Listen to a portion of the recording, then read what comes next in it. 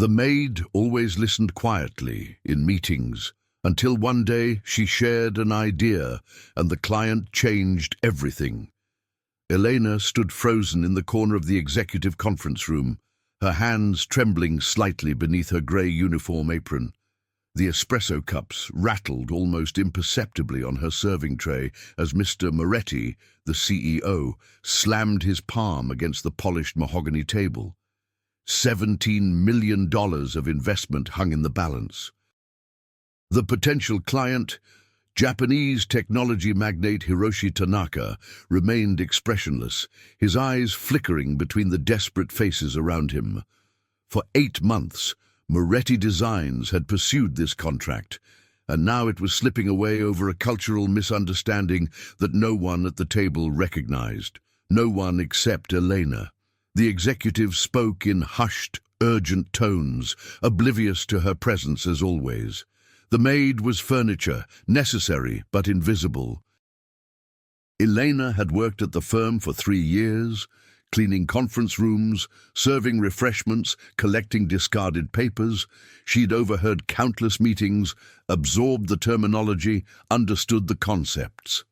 Before immigrating to America, she'd earned a business degree in her home country, but her credentials weren't recognized here. So she cleaned, she served, she listened. Mr. Tanaka checked his watch and nodded to his associates. Elena recognized the gesture. They were preparing to leave. Without the contract, Moretti would need to lay off staff. She thought of Sarah in accounting with her newborn, of Miguel in design who had just bought his first home. She thought of herself, invisible Elena who needed this job. Before she could reconsider, Elena stepped forward. "Excuse me, Mr. Moretti, but I believe there's been a misinterpretation." The room fell silent. All eyes turned to the maid, who had never before spoken during a meeting. Mr. Moretti's face reddened, but Mr. Tanaka raised an eyebrow. Curious. The proposal mentions efficiency gains of 23%, but the Japanese translation suggests it's a guaranteed minimum rather than a projected average. In Japanese business culture, failing to deliver on a guaranteed minimum would be deeply dishonorable. Her voice grew stronger as she continued.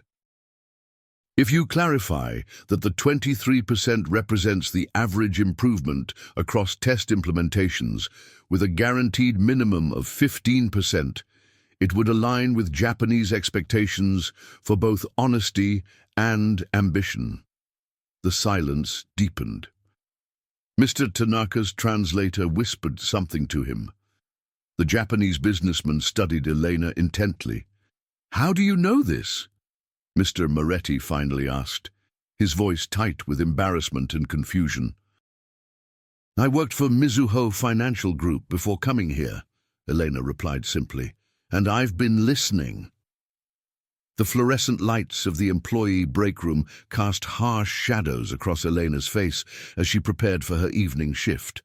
3 days had passed since the incident in the conference room, 3 days of sidelong glances from co-workers who suddenly saw her differently.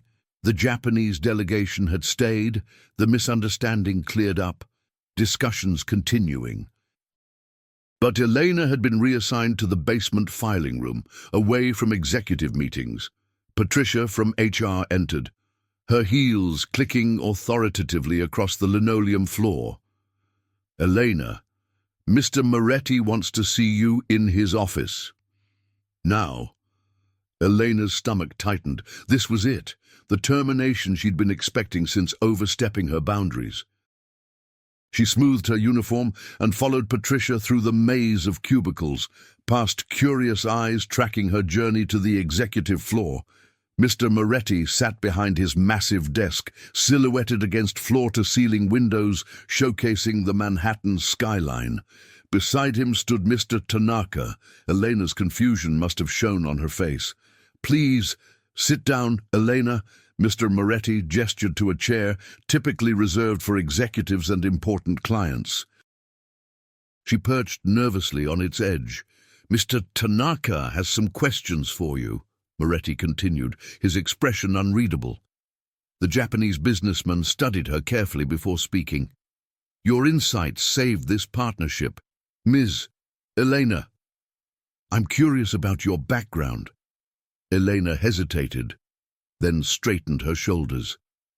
I graduated with honors in international business from Universidad de Buenos Aires. I specialized in Asian market relations. When my husband received a job offer in New York, I came with him, but my degree isn't recognized here. When we separated, I needed work quickly.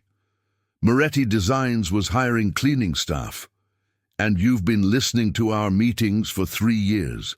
Moretti asked, something like embarrassment coloring his voice. Yes, I find business interesting. I always have. Mr. Tanaka nodded slowly.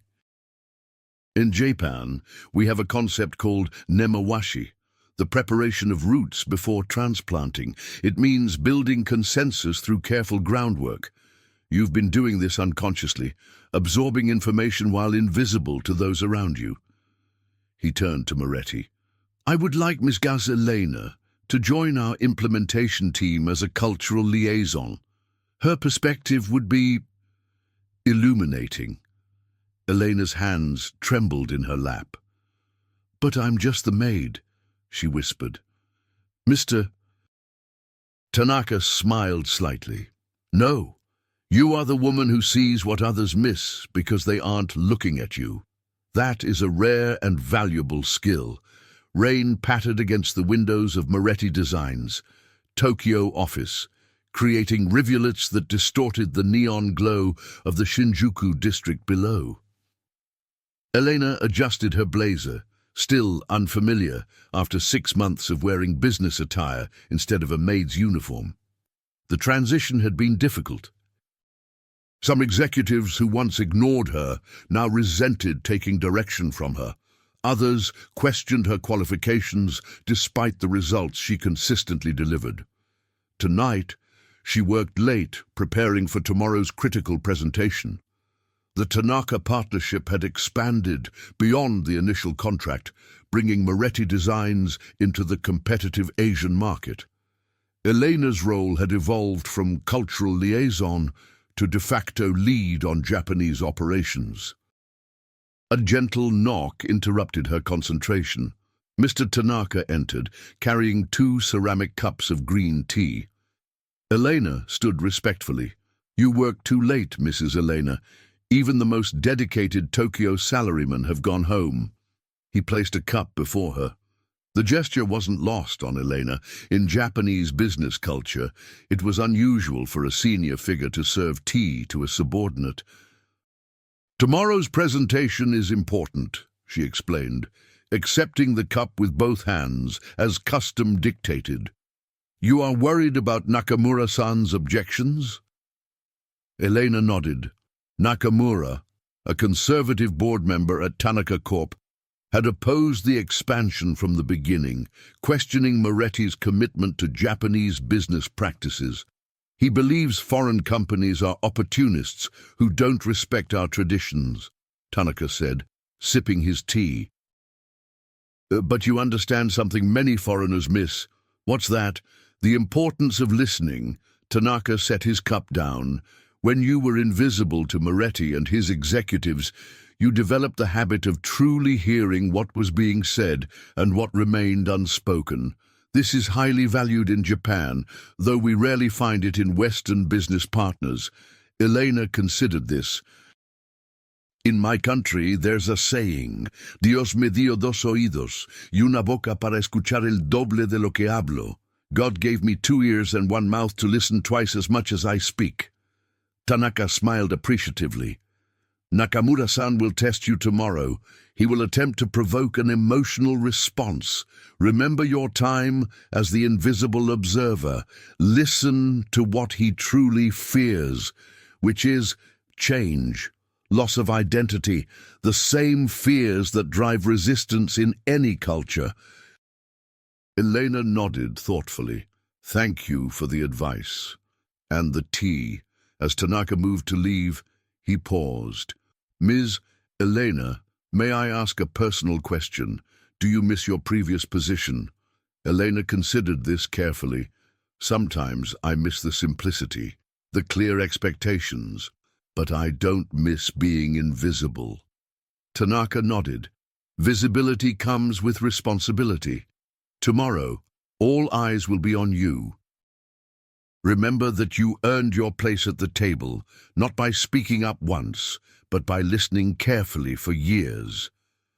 The boardroom of Tanaka Corporation hummed with subdued conversation as Elena arranged her presentation materials. Sunlight streamed through vast windows, illuminating the Tokyo skyline beyond. 1 year had passed since her promotion from maid to executive. Today marked the culmination of that journey, the proposed merger between Moretti Designs and Tanaka's digital division, creating a new entity with Elena slated to become Chief Operating Officer. Mr. Nakamura entered last, his face impassive as he took his seat directly opposite Elena. Though he had gradually come to respect her work, he remained the most significant obstacle to the merger. The room quieted as Mr. Tanaka began the formal introductions. Elena studied the faces around her, executives who now met her gaze as an equal. Mr. Moretti sat beside her, having flown in specifically for this meeting. Their relationship had evolved from employer-employee to genuine partnership, though occasionally she still caught him looking at her with bewilderment, as if trying to reconcile the confident businesswoman before him with the silent maid who had served his espresso. When her turn came to present, Elena rose smoothly. She began not with projected figures or market analyses, but with a story. 3 years ago, I stood in a corner of a room much like this one, holding a tray of coffee cups while men made decisions that would affect thousands of lives, including mine. I was furniture, necessary but invisible. The Japanese executives shifted uncomfortably, but she continued. That invisibility taught me something valuable. When people don't see you, they reveal truths they might otherwise hide. I learned to listen not just to words, but to the spaces between them, to unspoken fears, to unacknowledged hopes. She turned directly to Nakamura. This merger isn't just about market share or technological integration. It's about reconciling different approaches to business while preserving what makes each valuable. Elena moved to the presentation screen, advancing to a slide that wasn't in the materials distributed earlier. A traditional Japanese garden beside a modern American skyscraper. The Japanese garden achieves harmony through careful placement of each element, through respect for tradition and balance. The American skyscraper represents innovation, efficiency, ambition. Neither approach is inherently superior. Both contain wisdom. She paused, allowing her words to settle. Our proposal honors both traditions. The structure preserves the methodical decision-making and quality focus of Tanaka Corporation while incorporating the innovation and flexibility of Moretti Designs. For the next 40 minutes, Elena detailed the merger proposal. She addressed Nakamura's concerns before he voiced them, anticipating objections with respectful counterpoints. When she finished, the room remained silent for a long moment. Finally, Nakamura spoke. Ms. Elena, you have come far from serving coffee. Not as far as you might think, she replied. I still serve. The difference is now I'm seen while doing so. Nakamura considered this, then slowly nodded. I will support this merger, with one condition. You must promise never to lose the wisdom you gained when you were invisible. Too many who rise to visibility forget how to truly listen. Elena looked around the table at the faces turned toward her, expectant, respectful. She thought of her journey, of the countless meetings where she had stood silently absorbing every word, of the day she finally spoke up, of all that had followed. I promise, she said simply. Later, as executives filed out following the successful vote, Mr. Moretti approached her by the panoramic windows overlooking Tokyo. "I never properly apologized," he said quietly. "For what? For not seeing you. For 3 years, you were right there, and I never really looked." Elena smiled gently. "That's how the world works for many people, Mr. Moretti. They remain invisible until someone finally looks. The real question is what we do once we start seeing each other." Outside, Tokyo sprawled in all directions, countless lives intersecting, countless stories unfolding, some in the spotlight, others in the shadows, all of them waiting for their moment to be truly seen.